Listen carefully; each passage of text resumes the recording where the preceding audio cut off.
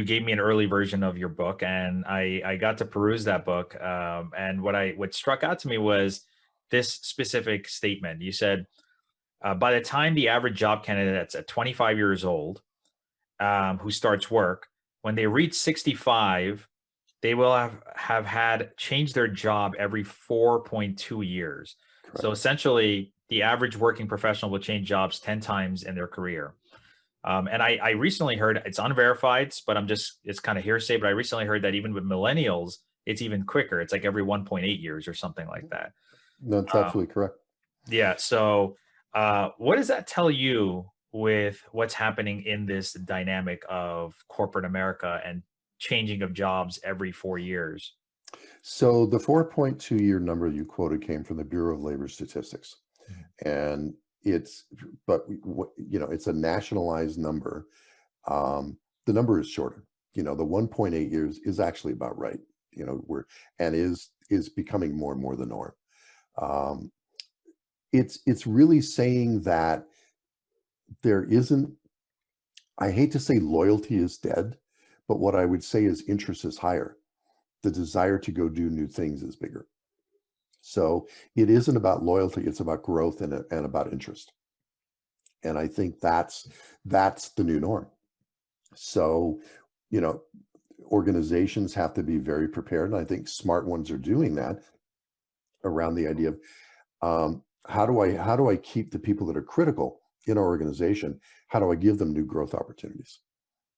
If organizations don't do that, if I'm an entrepreneur building a company, I've got to recognize that very likely the people I bring in first, I've got to make sure they have channels and growth paths.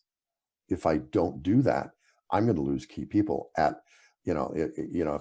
I'm in an early stage startup that I founded, if I'm an entrepreneur and I lose those key people, shame on me because I need to make sure they have growth.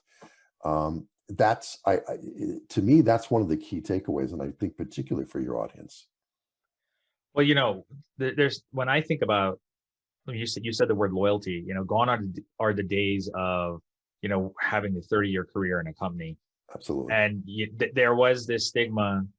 I remember when I was coming out of college, and even when I did my MBA, where it's like you don't want to show that you jump around too much on your resume. But I feel that with these shortened years, that is pretty much now the consistent resume. It's a candidate that's been somewhere every 2 years.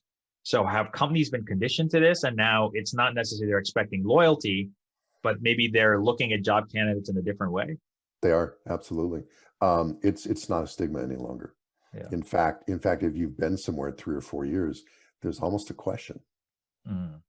why didn't you grow?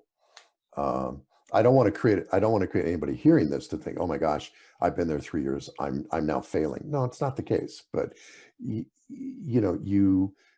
because businesses now understand, smart businesses understand that people will move on to things.